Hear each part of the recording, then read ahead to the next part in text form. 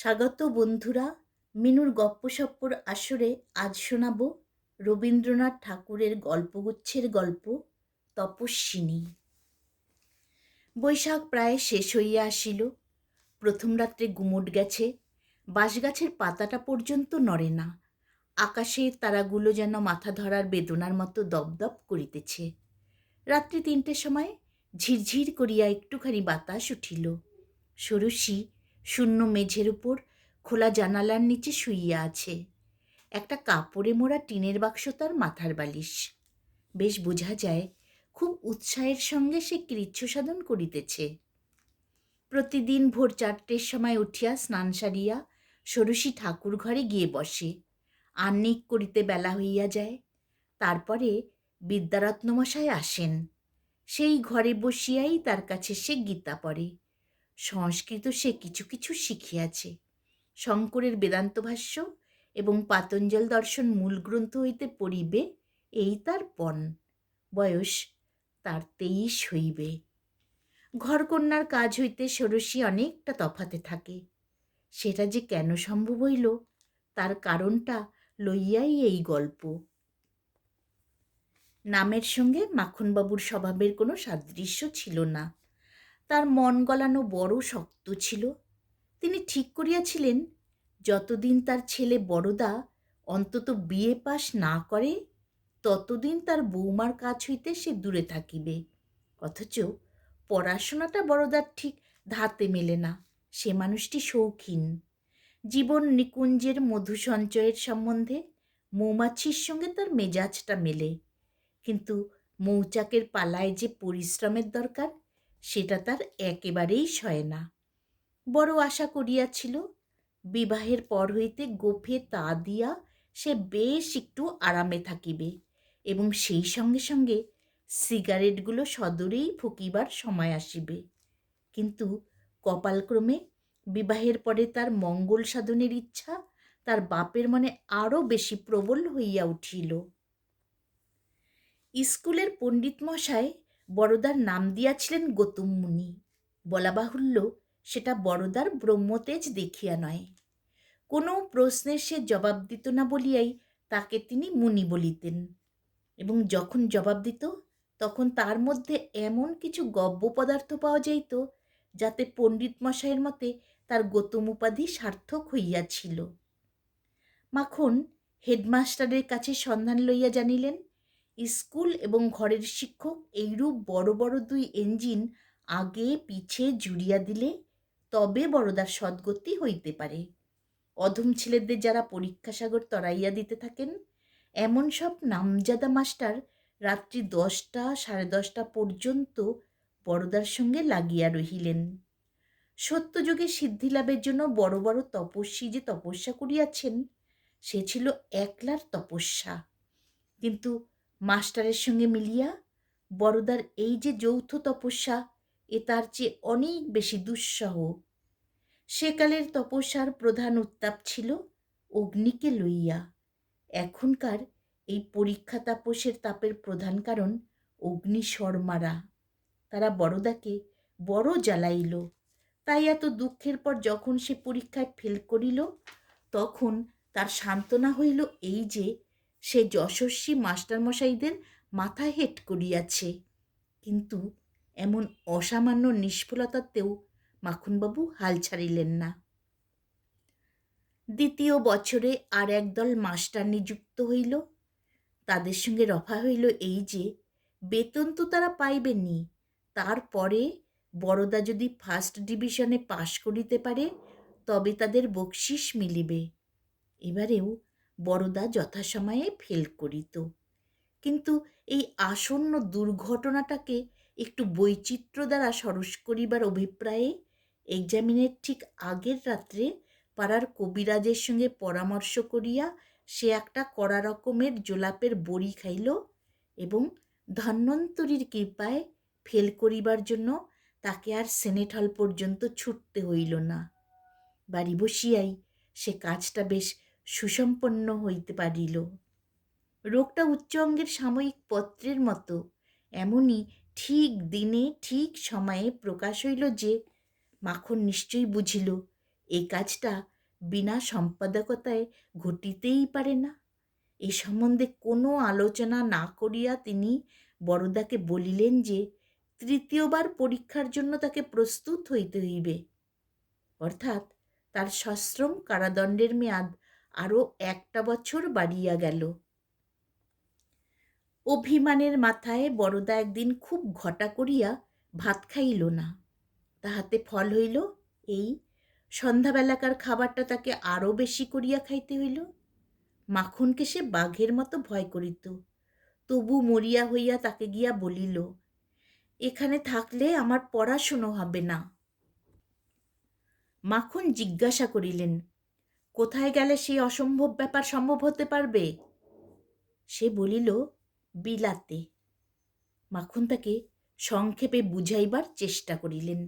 এ সম্বন্ধে তার যে গোলটুকু আছে সে ভূগোলে নয়, সে মগজে। স্বপক্ষের প্রমাণস্বরূপ বরদা বলিল, তারই একজন সতীর্থ এন্ট্রেন্স স্কুলের 3য় শ্রেণীর শেষ বেঞ্চিটা হইতে একেবারে এক লাফে বিলাতের একটা বড় এক্সামিন মারিয়া আনিয়াছে।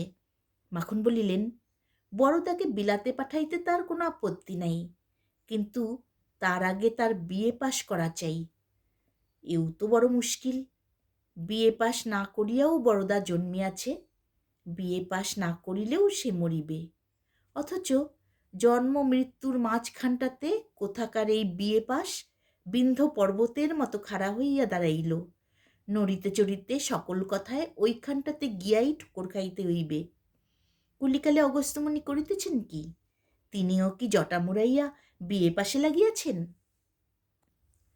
খুব একটা বড় দীর্ঘ নিঃশ্বাস ফেলিয়া বরদা বলিল, বারবার 3বার, এইবার কিন্তু শেষ। আর একবার পেন্সিলের দাগ দেয়া কি বইগুলো তাকের উপর হইতে পারিয়া লইয়া বরদা কোমর বাঁধিতে প্রবৃত্ত হইতেছে। এমন সময় একটা আঘাত পাইল, সেটা আর তার সহিল না। স্কুলে যাইবার সময় গাড়ির খোঁজ করিতে গিয়া সে খবর পাইল স্কুলে যাইবার গাড়ি ঘোড়াটা মাখন বেচিয়া ফেলিয়াছেন। তিনি বলেন, 2 বছর লোকসান গেল, কত আর এই খরচটা নেই। স্কুলে হাঁটিয়া যাওয়া বড়দার পক্ষে কিছুই শক্ত নয়, কিন্তু লোকের কাছে এই অপমানের সে কি কৈফিয়ত দেবে? অবশেষে অনেক চিন্তার পর একদিন ভোরবেলায় তার মাথায় আসিল, এ সংসারে মৃত্যু ছাড়া আর একটা পথ খোলা আছে, যেটা বিএ পাশের অধীন নয় এবং যেটাতে দাবা, সুতো, ধন জন সম্পূর্ণ অনাবশ্যক। সে আর কিছু নয়, সন্ন্যাসী হওয়া। এই চিন্তাটার উপর কিছুদিন ধরিয়া গোপনে সে বিস্তর সিগারেটের ধোঁয়া লাগাইল। তারপর একদিন দেখা গেল স্কুল ঘরে মেঝের উপর তার কি বইয়ের ছেঁড়া টুকরোগুলো পরীক্ষা দুর্গের ভগ্নাবশেষের মতো ছড়ানো পড়িয়া আছে। পরীক্ষার্থীর দেখা নাই। টেবিলের উপর এক টুকরো কাগজ ভাঙ্গা কাচের গ্লাস দিয়া চাপা, তাহাতে লেখা, আমি সন্ন্যাসী, আমার আর গাড়ির দরকার হইবে না, শ্রীযুক্ত বরদানন্দ স্বামী। মাখনবাবু কিছুদিন কোনো খোঁজ করিলেন না। তিনি ভাবিলেন, বড়দাকে নিজের গরজেই ফিরিতে হইবে। খাঁচার দরজা খোলা রাখা ছাড়া আর কোনো আয়োজনের দরকার নাই। দরজা খোলাই রহিল, কেবল সেই কি বইগুলোর ছেঁড়া টুকরা সাফ হইয়া গেছে, আর সমস্তই ঠিক আছে। ঘরের কোণে সেই জলের কুজার ওপর কানা ভাঙ্গা গ্লাসটা উপর করা, তেলের দাগে মলিন চৌকিটার আসনের জায়গায় ছারপোকার উৎপাত ও জীর্ণতার ত্রুটি মোচনের জন্য একটা পুরাতন অ্যাটলাসের মলাট পাতা, একধারে একটা শূন্য প্যাক বাক্সের উপর একটা টিনের তোরঙ্গে বড়দার নাম আঁকা, দেয়ালের গায়ে তাকের উপর একটা মলাট ছেঁড়া ইংরেজি বাংলা ডিকশনারি, হরপ্রসাদ শাস্ত্রীর ভারতবর্ষের ইতিহাসের কতকগুলো পাতা এবং মলাটে রানী ভিক্টোরিয়ার মুখ আঁকা অনেকগুলো এক্সারসাইজ বই। এই খাতা ঝাড়িয়া দেখিলে ইহার অধিকাংশ হইতে অগডেন কোম্পানির সিগারেট বাক্সবাহিনী বিলাতি নট্টিদের মূর্তি ঝরিয়া পড়িবে। সন্ন্যাস আশ্রয়ের সময় পাথেয় সান্ত্বনার জন্য এগুলো যে বড়দার সঙ্গে লয় নাই, তাহা হইতে বুঝিয়া যাইবে তার মন প্রকৃতস্থ ছিল না। আমাদের নায়কের তো এই দশা। নায়িকা ষোড়শী তখন সবেমাত্র ত্রয়োদশী। বাড়িতে শেষ পর্যন্ত সবাই তাকে খুকি বলিয়া ডাকিত। শ্বশুরবাড়িতেও সে আপনার এই চিরশৈশবের খ্যাতি লইয়া আসিয়াছিল। এই জন্য তার সামনেই বড়দার চরিত্র সমালোচনায় বাড়ির দাসীগুলোর পর্যন্ত বাধিত না। শাশুড়ি ছিলেন চিররুগ্না। কর্তার কোনো বিধানের উপরে কোনো কথা বলিবার শক্তি তার ছিল না, এমনকি মনে করিতেও তার ভয় করিত। পিস শাশুড়ির ভাষা ছিল খুবই প্রখর। বড়দাকে লইয়া তিনি খুব শক্ত শক্ত কথা খুব চোখা চোখা করিয়া বলিতেন। তার বিশেষ একটু কারণ ছিল। পিতামহদের আমল হইতে কৌলিন্যের অপদেবতার কাছে বংশের মেয়েদের বলি দেওয়া এ বাড়ির একটা প্রথা। এই পিসি যার ভাগে পড়িয়াছিলেন সে একটা প্রচণ্ড গাঁজাখোর। তার গুণের মধ্যে এই যে সে বেশি দিন বাঁচে নাই। তাই আদর করিয়া ষোড়শীকে তিনি যখন মুক্তাহারের সঙ্গে তুলনা করিতেন, তখন অন্তর্যামী বুঝিতেন ব্যর্থ মুক্তাহারের জন্য যে আক্ষেপ সে একা ষোড়শীকে লইয়া নয়। এক্ষেত্রে মুক্তাহারের যে বেদনাবোধ আছে সে কথা সকলে ভুলিয়াছিল। পিসি বলিতেন, দাদা কেন যে এত মাস্টার পণ্ডিতের পিছনে খরচ করেন তা তো বুঝি নেই। লিখে পড়ে দিতে পারি, বড়দা কখনোই পাশ করতে পারবে না। পারিবে না এ বিশ্বাস ষোড়শীরও ছিল, কিন্তু সে এক মনে কামনা করিত যেন কোনো গতিকে পাশ করিয়া বড়দা অন্তত পিসির মুখের ঝাঁঝটা মারিয়া দেয়। বড়দা প্রথমবার ফেল করিবার পর মাখন যখন দ্বিতীয়বার মাস্টারের বুহো বাঁধিবার চেষ্টায় লাগিলেন, পিসি বলিলেন, ধন্য বলি দাদাকে, মানুষ ঠেকেও তো শেখে। তখন ষোড়শী দিনরাত কেবল এই অসম্ভব ভাবনা ভাবিতে লাগিল। বড়দা এবার যেন হঠাৎ নিজের আশ্চর্য গোপন শক্তি প্রকাশ করিয়া অবিশ্বাসী জগৎটাকে স্তম্ভিত করিয়া দেয়। সে যেন প্রথম শ্রেণীতে সব প্রথমের চেয়েও আরও আরও আরও অনেক বড় হইয়া পাশ করে। এত বড় যে স্বয়ং লাট সাহেব সওয়ার পাঠাইয়া দেখা করিবার জন্য তাহাকে তলব করেন। এমন সময়ে কবিরাজের অভ্যর্থ বড়িটা ঠিক পরীক্ষা দিনের মাথার উপর যুদ্ধের বোমার মতো আসিয়া পড়িল। সেটাও মন্দের ভালো হইত যদি লোকে সন্দেহ না করিত। পিসি বলিলেন, ছেলের এদিকে বুদ্ধি নেই, ওদিকে আছে। লাট সাহেবের তলব পড়িল না। ষোড়শী মাথা হেট করিয়া লোকের হাসাহাসি সহ্য করিল। সময়োচিত জোলাপের প্রহসনটায় তার মনেও যে সন্দেহ হয় নাই এমন কথা বলিতে পারি না। এমন সময় বড়দা ফেরার হইল। ষোড়শী বড় আশা করিয়াছিল অন্তত এই ঘটনাকেও বাড়ির লোকে দুর্ঘটনা জ্ঞান করিয়া অনুতাপ পরিতাপ করিবে, কিন্তু তাহাদের সংসার বড়দার চলিয়া যাওয়াটাকেও পুরা দাম দিল না। সবাই বলিল, এই দেখো না এলো বলে। ষোড়শী মনে মনে বলিতে লাগিল, কখনো না ঠাকুর, লোকের কথা মিথ্যা হোক, বাড়ির লোককে যেন হায় হায় করতে হয়। এইবার বিধাতা ষোড়শীকে বর দিলেন। তার কামনা সফল হইল। 1 মাস গেল, বড়দার দেখা নাই, কিন্তু তবু কারোর মুখে কোনো উদ্বেগের চিহ্ন দেখা যায় না। 2 মাস গেল, তখন মাখনের মনটা একটু চঞ্চল হইয়াছে, কিন্তু বাহিরে সেটা কিছুই প্রকাশ করিলেন না। বৌমার সঙ্গে চোখাচোখি হইলে তার মুখে যদি বা বিষাদের মেঘ সঞ্চার দেখা যায়, পিসির মুখ একেবারে জ্যৈষ্ঠ মাসের অনাবৃষ্টির আকাশ বলিলেই হয়। কাজেই সদর দরজার কাছে একটা মানুষ দেখিলেই ষোড়শী চমকিয়া ওঠে। আশঙ্কা পাছে তার স্বামী ফিরিয়া আসে। এমনি করিয়া যখন 3য় মাস কাটিল, তখন ছেলেটা বাড়ির সকলকে মিথ্যা উদ্বিগ্ন করিতেছে বলিয়া পিসি নালিশ শুরু করিলেন। এও ভালো, অবজ্ঞার চেয়ে রাগ ভালো। পরিবারের মধ্যে ক্রমে ভয় ও দুঃখ ঘনাইয়া আসিতে লাগিল। খোঁজ করিতে করিতে ক্রমে 1 বছর যখন কাটিল, তখন মাখন যে বড়দার প্রতি অনাবশ্যক কঠোর আচরণ করিয়াছেন সে কথা পিসিও বলিতে শুরু করিলেন। 2 বছর যখন গেল, তখন পাড়া প্রতিবেশীরাও বলিতে লাগিল, বড়দার পড়াশোনায় মন ছিল না বটে, কিন্তু মানুষটি বড় ভালো ছিল। বড়দার অদর্শনকাল যতই দীর্ঘ হইল, ততই তার স্বভাব যে অত্যন্ত নির্মল ছিল, এমনকি সে যে তামাকটা পর্যন্ত খাইত না, এই অন্ধবিশ্বাস পাড়ার লোকের মনে বদ্ধমূল হইতে লাগিল। স্কুলের পণ্ডিতমশাই স্বয়ং বলিলেন, এই জন্যেই তো তিনি বড়দাকে গৌতম মুনি নাম দিয়াছিলেন।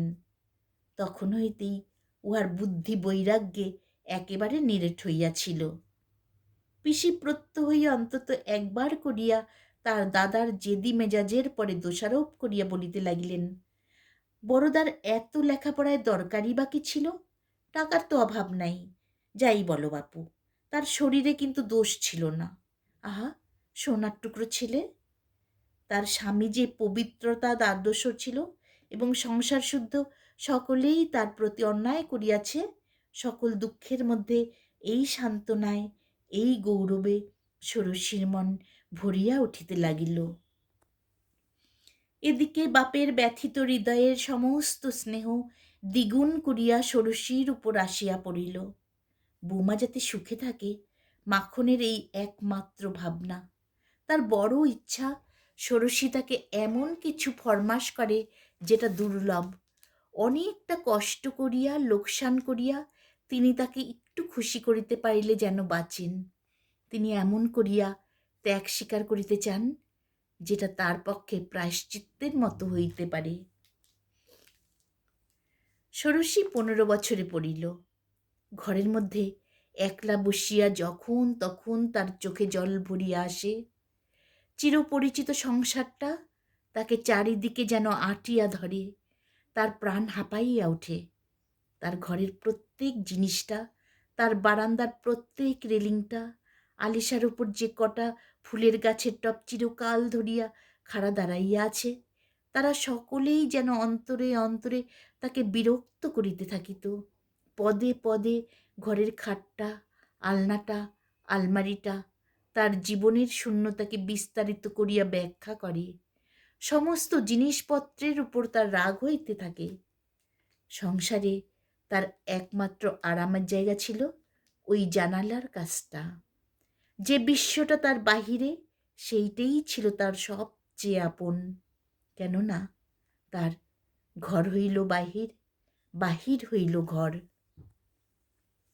একদিন যখন বেলা 10টা, অন্তঃপুরে যখন বাটি, বারকোশ, ধামা, চুপড়ি, শিলনোড়া ও পানের বাক্সের ভিড় জমাইয়া ঘরকন্নার বেগ প্রবল হইয়া উঠিয়াছে, এমন সময় সংসারের সমস্ত ব্যস্ততা হইতে স্বতন্ত্র হইয়া জানালার কাছে ষোড়শী আপনার উদাস মনকে শূন্য আকাশের দিকে দিকে রওনা করিয়া দিতেছিল। হঠাৎ জয় বিশ্বেশ্বর বলিয়া হাঁক দিয়া এক সন্ন্যাসী তাহাদের গেটের কাছে অশ্বত্থতলা হইতে বাহির হইয়া আসিল। ষোড়শীর সমস্ত দেহতন্তু মিরটানা বিনার তারের মতো চরম ব্যাকুলতায় বাজিয়া উঠিল। সে ছুটিয়া আসিয়া পিসিকে বলিল, পিসিমা, ওই সন্ন্যাসী ঠাকুরের ভোগের আয়োজন করো। এই শুরু হইল। সন্ন্যাসীর সেবা ষোড়শীর জীবনের লক্ষ্য হইয়া উঠিল। এতদিন পরে শ্বশুরের কাছে বধূর আবদারের পথ খুলিয়াছে। মাখন উৎসাহ দেখাইয়া বলিলেন, বাড়িতে বেশ ভালো রকম একটা অতিথিশালা খোলা চাই। মাখনবাবুর কিছুকাল হইতে আয় কমিতেছিল, কিন্তু তিনি 12 টাকা সুদে ধার করিয়া সৎকর্মে লাগিয়া গেলেন। সন্ন্যাসীও যথেষ্ট জুটিতে লাগিল। তাদের মধ্যে অধিকাংশ যে খাঁটি নয়, মাখনের সে বিষয়ে সন্দেহ ছিল না, কিন্তু বৌমার কাছে তার আভাস দেবার জোকি। বিশেষত জটাধারীরা যখন আহার আরামের অপরিহার্য ত্রুটি লইয়া গালি দেয়, অভিশাপ দিতে উঠে, তখন একদিন ইচ্ছা হইত তাদের ঘাড়ে ধরিয়া বিদায় করিতে, কিন্তু ষোড়শীর মুখ চাহিয়া তাহাদের পায়ে ধরিতে হইত। এই ছিল তার কঠোর প্রায়শ্চিত্ত। সন্ন্যাসী আসিলেই প্রথমে অন্তঃপুরে একবার তার তলব পড়িত। পিসি তাকে লইয়া বসিতেন। ষোড়শী দরজার আড়ালে দাঁড়াইয়া দেখিত। এই সাবধানতার কারণ ছিল এই, পাছে সন্ন্যাসী তাকে প্রথমেই মা বলিয়া ডাকিয়া বসে। কেননা কি জানি, বড়দার যে ফটোগ্রাফখানি ষোড়শীর কাছে ছিল, সেটা তার ছেলে বয়সের। সেই বালক মুখের উপর গোবদারি জটাজুট ছাইবস্ত্র যোগ করিয়া দিলে সেটার যে কী রকম অভিব্যক্তি হইতে পারে তা বলা শক্ত। কতবার কত মুখ দেখিয়া মনে হইয়াছে বুঝি কিছু কিছু মেলে। বুকের মধ্যে রক্ত দ্রুত বহিয়াছে। তারপরে দেখা যায় কণ্ঠস্বরে ঠিক মিল নাই, নাকের ডগার কাছটা অন্য রকম। এমনি করিয়া ঘরের কোণে বসিয়াও নতুন নতুন সন্ন্যাসীর মধ্যে দিয়া ষোড়শী যেন বিশ্বজগতে সন্ধানে বাহির হইয়াছে। এই সন্ধানই তার সুখ, এই সন্ধানই তার স্বামী, তার জীবন যৌবনের পরিপূর্ণতা। এই সন্ধানটিকেই ঘেরিয়া তার সংসারের সমস্ত আয়োজন। সকালে উঠিয়া ইহারই জন্য তার সেবার কাজ আরম্ভ হয়। এর আগে রান্নাঘরের কাজ সে কখনো করে নাই, এখন এই কাজেই তার বিলাস। সমস্তক্ষণই মনের মধ্যে তার প্রত্যাশার প্রদীপ জ্বালানো থাকে। রাত্রে শুইতে যাইবার আগে, কাল হয়তো আমার সেই অতিথি আসিয়া পৌঁছিবে, এই চিন্তাটি তার দিনের শেষ চিন্তা। এই যেমন সন্ধান চলিতেছে, অমনি সেই সঙ্গে যেমন করিয়া বিধাতা তিলোত্তমাকে গড়িয়াছিলেন, তেমনি করিয়া ষোড়শী নানা সন্ন্যাসীর শ্রেষ্ঠ উপকরণ মিলাইয়া বড়দার মূর্তিটিকে নিজের মনের মধ্যে উজ্জ্বল করিয়া তুলিতেছিল। পবিত্রতার সত্তা, তেজপুঞ্জ তার দেহ, গভীর তার জ্ঞান, অতি কঠোর তার ব্রত। এই সন্ন্যাসীকে অবজ্ঞা করে এমন সাধ্যকার? সকল সন্ন্যাসীর মধ্যে এই এক সন্ন্যাসীরই তো পূজা চলিতেছে। স্বয়ং তার শ্বশুরও যে এই পূজার প্রধান পূজারী। ষোড়শীর কাছে এর চেয়ে গৌরবের কথা আর কিছু ছিল না। কিন্তু সন্ন্যাসী প্রতিদিনই তো আসে না, সেই ফাঁকগুলো বড় অসহ্য। ক্রমে সেই ফাঁকও ভরিল। ষোড়শী ঘরে থাকিয়াই সন্ন্যাসের সাধনায় লাগিয়া গেল। সে মেঝের উপর কম্বল পাতিয়া শোয়ে, একবেলা যা খায় তার মধ্যে ফলমূলই বেশি। গায়ে তার গেরুয়া রঙের তসর, কিন্তু সাধব্যের লক্ষণ ফুটাইয়া তুলিবার জন্য চওড়া তার লাল পাড়, এবং কল্যাণীর সিঁথির অর্ধেকটা জুড়িয়া মোটা একটা সিঁদুরের রেখা। ইহার উপরে শ্বশুরকে বলিয়া সংস্কৃত পড়া শুরু করিল। মুগ্ধবোধ মুখস্থ করিতে তার অধিক দিন লাগিল না। পণ্ডিত মশাই বলিলেন, একেই বলে পূর্বজন্মাঞ্চিত বিদ্যা, একেই বলে পূর্বজন্মার্জিত বিদ্যা। পবিত্রতায় সে যতই অগ্রসর হইবে, সন্ন্যাসীর সঙ্গে তার অন্তরের মিলন ততই পূর্ণ হইতে থাকিবে। এই যে সে মনে মনে ঠিক করিয়াছিল, বাহিরের লোকে সকলেই ধন্য ধন্য করিতে লাগিল। এই সন্ন্যাসী সাধুর সাধ্বী স্ত্রীর পায়ের ধুলা ও আশীর্বাদ লইবার লোকের ভিড় বাড়িতে লাগিল। এমনকি স্বয়ং পিসিও তার কাছে ভয়ে সম্ভ্রমে চুপ করিয়া থাকেন। কিন্তু ষোড়শী যে নিজের মন জানিত, তার মনের রং তার গায়ের তসরের রঙের মতো সম্পূর্ণ গেরুয়া হইয়া উঠিতে পারে নাই। আজ ভোরবেলাতেও ওই যে ঝিরঝির করিয়া ঠান্ডা হাওয়া দিতেছিল, সেটা যেন তার সমস্ত দেহ মনের উপর কোনো একজনের কানে কানে কথার মতো আসিয়া পৌঁছিল। উঠিতে আর ইচ্ছা করিতেছিল না, জোর করিয়া উঠিল, জোর করিয়া কাজ করিতে গেল। ইচ্ছা করিতেছিল জানালার কাছে বসিয়া তার মনের দূর দিগন্ত হইতে যে বাঁশির সুর আসিতেছে সেইটে চুপ করিয়া শোনে। এক একদিন তার সমস্ত মন যেন অতি চেতন হইয়া ওঠে। রৌদ্রে নারিকেলের পাতাগুলো ঝিলমিল করে, সে যেন তার বুকের মধ্যে কথা কহিতে থাকে। পণ্ডিত মশাই গীতা পড়িয়া ব্যাখ্যা করিতেছেন, সেটা ব্যর্থ হইয়া যায়। অথচ সেই সময়ে তার জানালার বাহিরের বাগানে শুকনো পাতার উপর দিয়া যখন কাঠবিড়ালি খসখস করিয়া গেল, বহু দূর আকাশে হৃদয় ভেদ করিয়া চিলের একটা তীক্ষ্ণ ডাক আসিয়া পৌঁছিল। ক্ষণে ক্ষণে পুকুর পাড়ের রাস্তা দিয়া গরুর গাড়ি চলার একটা ক্লান্ত শব্দ বাতাসকে আবিষ্ট করিল। এই সমস্তই তার মনকে স্পর্শ করিয়া অকারণে ব্যাকুল করে।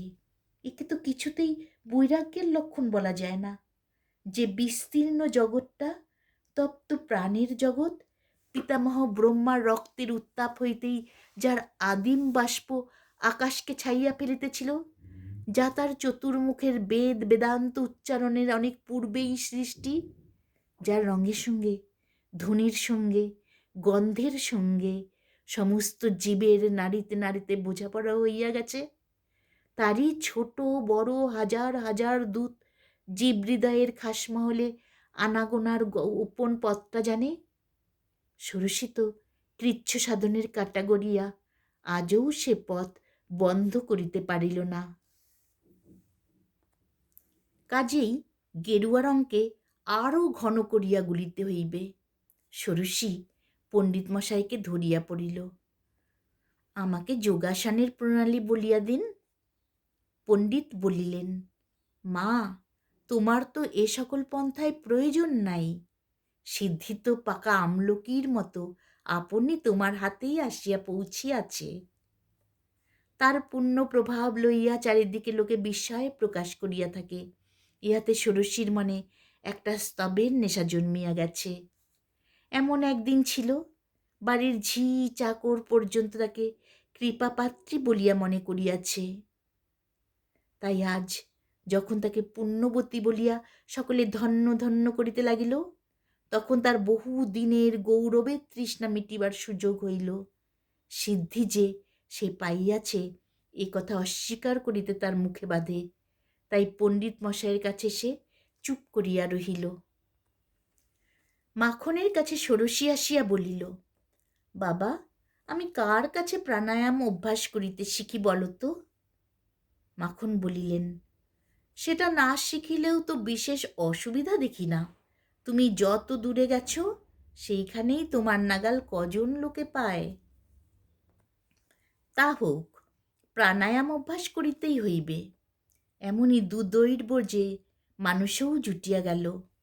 মাখনের বিশ্বাস ছিল, আধুনিককালের অধিকাংশ বাঙালি মোটামুটি তারই মতো, অর্থাৎ খায় দায় ঘুমায় এবং পরের কুৎসাগঠিত ব্যাপার ছাড়া জগতে আর কোনো অসম্ভবকে বিশ্বাস করে না। কিন্তু প্রয়োজনের তাগিদে সন্ধান করিতে গিয়া দেখিল, বাংলাদেশে এমন মানুষও আছে যে ব্যক্তি খুলনা জেলার ভৈরব নদীর ধারে খাঁটি নৈমিষারণ্য আবিষ্কার করিয়াছে। এই আবিষ্কারটা যে সত্য তার প্রধান প্রমাণ ইহা কৃষ্ণ প্রতিপদের ভোরবেলায় স্বপ্নে প্রকাশ পাইয়াছে। স্বয়ং সরস্বতী ফাঁস করিয়া দিয়াছেন। তিনি যদি নিজ বেশে আসিয়া আবির্ভূত হইতেন, তাহা হইলে বরঞ্চ সন্দেহের কারণ থাকিত। কিন্তু তিনি তার আশ্চর্য দেবলীলায় হাড়িচেঁচা পাখি হইয়া দেখা দিলেন।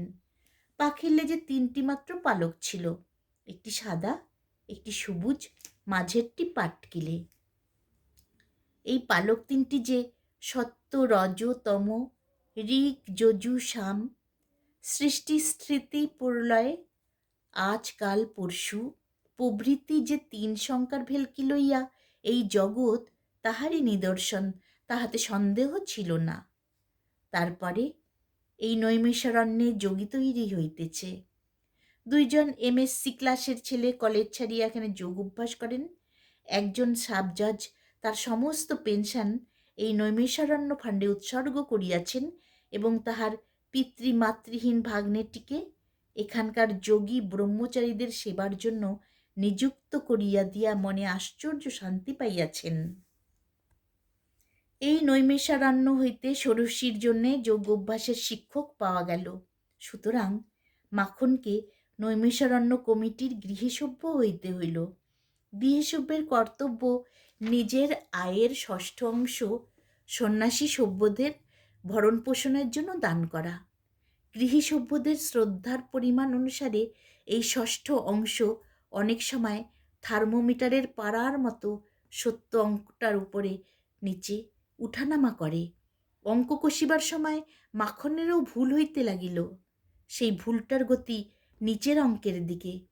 কিন্তু এই ভুল চুকে নৈমেষারণ্যের যে ক্ষতি হইতেছিল, ষোড়শী তাহা পূরণ করিয়া দিল।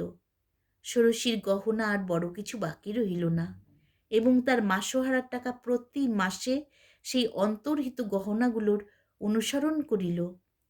বাড়ির ডাক্তার অনাদি আসিয়া মাখনকে কহিলেন, দাদা, করছো কি? মেয়েটা যে মারা যাবে।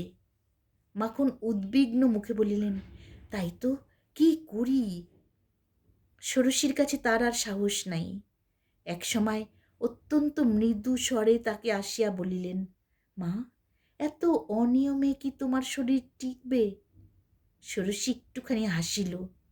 তার মর্মার্থ এই, এমন সকল বৃথা উদ্বেগ সংসারী বিষয়ী লোকেরই যোগ্য বটে। বড়দা চলিয়া যাওয়ার পরে 12 বৎসর পার হইয়া গেছে। এখন ষোড়শীর বয়স 25। একদিন ষোড়শী তার যোগী শিক্ষককে জিজ্ঞাসা করিল, বাবা, আমার স্বামী জীবিত আছেন কিনা তা আমি কেমন করে জানব? যোগী প্রায় 10 মিনিট কাল স্তব্ধ হইয়া চোখ বুজিয়া রহিলেন। তারপরে চোখ খুলিয়া বলিলেন, জীবিত আছেন। কেমন করে জানলেন?